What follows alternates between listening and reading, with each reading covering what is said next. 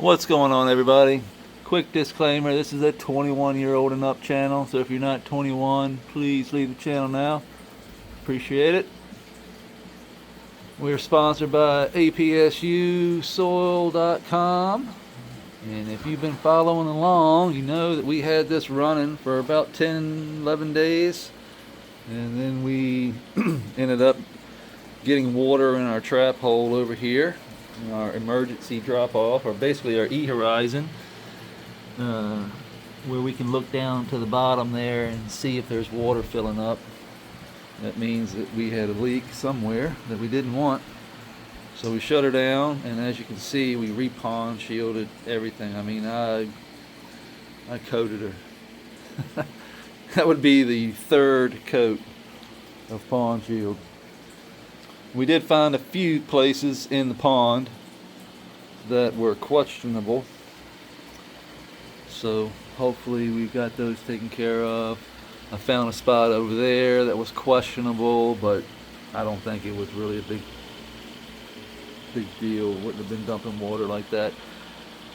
But yeah, we've got this thing completely sealed up. It's been 24 hours, but we're not going to put water in it until tomorrow evening. We're going to let it go 48 hours. And she'll be, I mean, it's like glass now. I mean, it really is. It feels like glass everywhere. So, I can hope that it will not leak.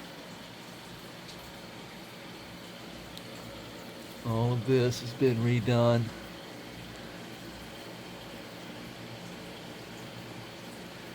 Oh, look at the earwigs down here. What are y'all doing?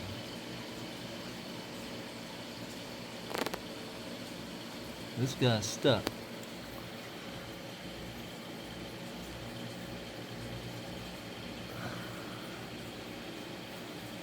Oh, well, come on, get you out of here. If you just get on me. Oops, sorry about the camera work. Shit. Trying to save an earwig here. It won't focus. Come on here. Ah, little bastard. Get on me. Get on me.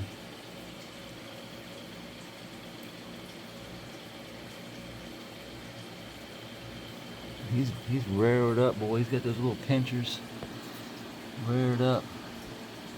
Look at him. He's like got his ass in torn up. He's got those pinchers back behind there. I can't get him up without hurting him. He'll make it. So with him getting stuck down there, you know it's still a little sticky. I can feel it's a little gooey, but still, you know, it's gonna go another 24 hours. She'll be solid as a rock. Got the fan on it there. I had the fan in the pond. Now we got the fan over here blowing air. So she'll seal on up. We're day 62 of flower. Let's check out our Monstera real quick. Look at that. Unbelievable. Just a beautiful Monstera. I don't think I've ever seen one that big anywhere. Outside, inside. Look at that. That's 3 feet of leaf. Pretty crazy how big it got. What's up, Scoot? Pond's clear. What's up, Cooter? What you doing, buddy? Got the Molly down there below you.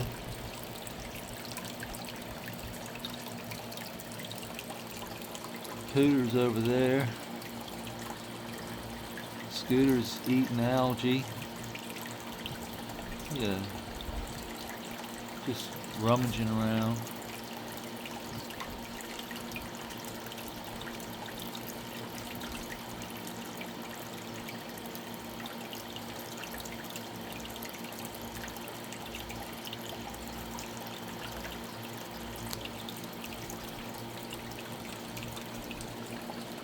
Oh, jeez. That was on my neck. I just reached up. Something was crawling on my neck. It must have fell off on top of me. Ah!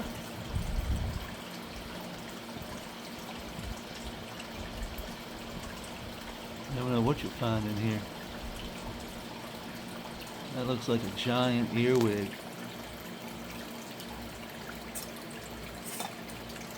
Get on down there.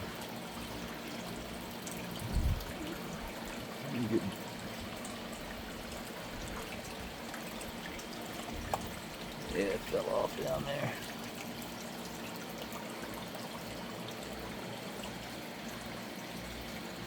Let's see where Digger is. We had him this morning, but he runs quickly. He's a fast turtle. Oh, there he is. He's up in there. Digger!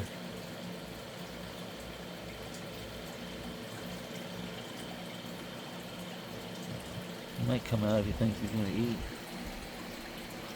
Anyway, let's take a look at the flowers real quick. We got to work today, so we're not going to be in here much. Flowers are looking great though. Yeah.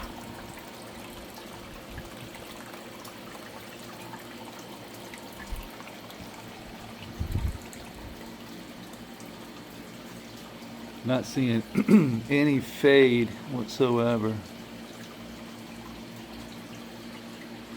The temperature is lowered down. During the days usually gets up around, I got it set at 78. It's usually hovering around 76, 77. Humidity is around 58 to 60. BPD is been around 1.15 to 1.2, staying around in there. Continuously been picking some fingers off. Just trying to get more light down through here.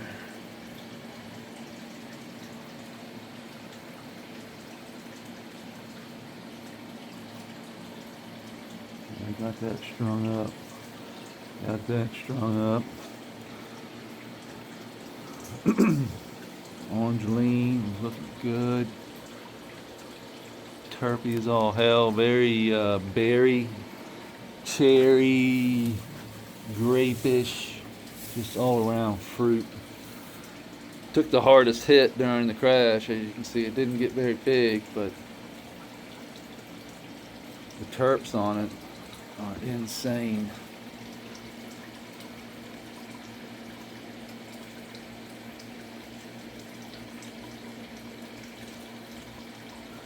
But not the prettiest thing you've ever seen.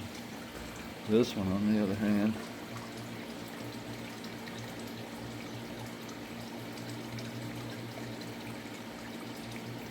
this is the raspberry deadhead.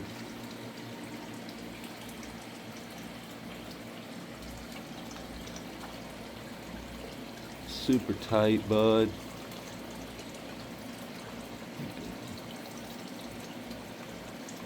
So just take these leaves and pinch them off. It's going to get light down into there.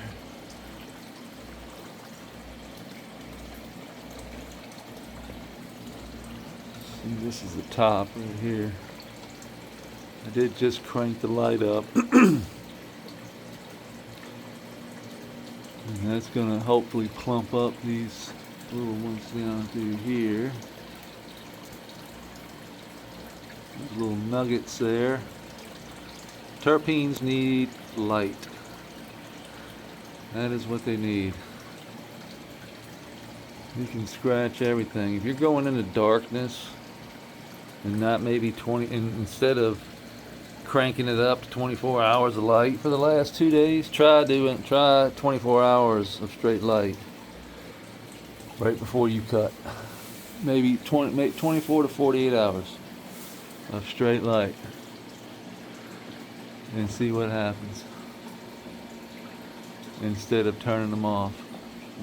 I guarantee you'll get more terpene production because that's what they need. They need light. And if you go from 12 to 24, the plants will be like, what the fuck? And that's the stress mechanism that you're kind of looking for. And they will produce more terps.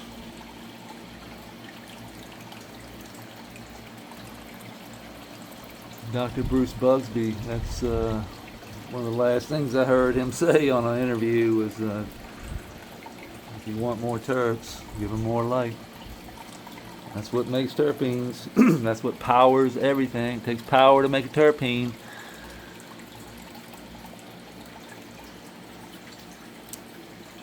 Everything's about power. Producing it. It all comes from that. If we ain't got the sun, we got lights. And lights are our sun.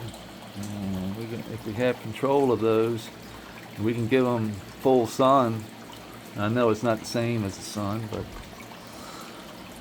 I've got a UV light right here. This is UV A and B, a T5 light bulb that actually does spread that light out. When you turn the lights off, before the lights come on, these come on 15 minutes prior, and that spreads light all across that back wall back there. So I know these plants get some of that because I can see it on the side on the wall over there, just like I can see the light from these lights on the wall over there. I can see those spread out all through, not so much over in this corner, but all through here. We'll do the same over here where those T5s will come on. They're just reptile lights. Got the UV light that we're looking for, or some of it anyway. So, my tomato plant's looking good. Wait till we flip back to veg lights. We go 16 hours. She'll take off. My lima bean will do the same probably. And we've got our sweet potato, which is crazy. Our grass is growing.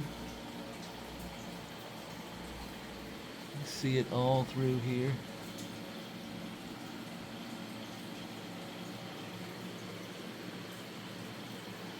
As long as we start getting some roots, that's what we want. Our basil up there is looking good. APSUsoil.com is sponsoring the grow, using their living in super soil in here. And as soon as these are done, we'll have this hopefully up and running. Well, we hope anyway. It'll be running one way or the other. But that doesn't matter about the soil. Everything, like I said, it's in a horizontal soil system. It's made to hold water down here. The soil sits on top of that clay layer and separates it from our water.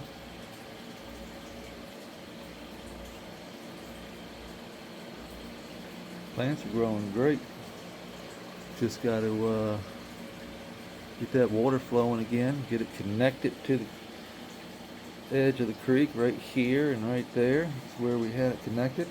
If you disconnected, still saw water. So there was a problem. So it was just trial and error. So we connected it, dumped water down. It was dumping, well, now we know it's probably a leak since I was pretty sure this wasn't enough to fill that reservoir. It doesn't wick quite like that, but over time it will. So, yeah, there we are. It is what it is. We'll finish it up one day, huh? We'll keep going until we get it. In the meantime, we'll be taking care of this side, which our algae came back. This side is just looking great again. I just can't, I'm extremely happy that we went through the little ordeal that we went through with the lights. We changed the lights, took away the white light and brought in the red light, and the algae did not like. We brought in too much deep red and removed too much white light, and that just zapped our cyanobacteria and everything crashed. Those guys run the system.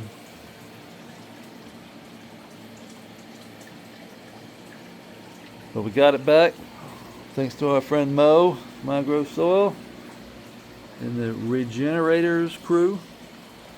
They explained everything to me and probably what had happened, and it's exactly what took place. Now we're getting the diachondra back. You can see where it all died off, but now it's coming right back. And that is a direct result of getting the algae back, getting the cyanobacteria back, getting the oxygen to flow properly in the soil. And everything can breathe again, and everything is green again. So that's is a relief, let me tell you. We dried up our water here in our hole. You can see the ground there. That's where our trap hole here, like on the other side. See, we saw water down there because it added so much fresh sand, silt, and clay. We went in, we disconnected. Once we started seeing water, I just went around and disconnected a lot of that sand and silt, and it dried up. So that tells me that the system is working perfectly. I have complete control of how much water is being wicked versus how much is not. This system, drinks water from the bottom up, just like an earth box. It also can stay moist from the connection of the sand and the silt here. You can see it connected to the creek, and that keeps this moist by wicking. And then the critters run all through there, and it's a happy little ecosystem. Those guys keep us aerated. Look at it, just pumping it up. Little gold isopod there.